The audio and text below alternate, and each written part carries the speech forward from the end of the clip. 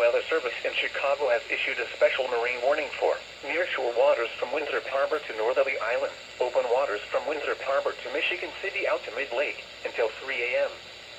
At 1:53 a.m., a severe thunderstorm was located 14 nautical miles northwest of Montrose Harbor, moving southeast at 35 knots. Hazard, wind gusts in excess of 50 knots. Source, radar indicated. Impact, boats could suffer significant structural damage in high winds. Small craft could capsize in suddenly higher waves. Locations impacted include Montrose Harbor. Move to safe harbor until hazardous weather passes.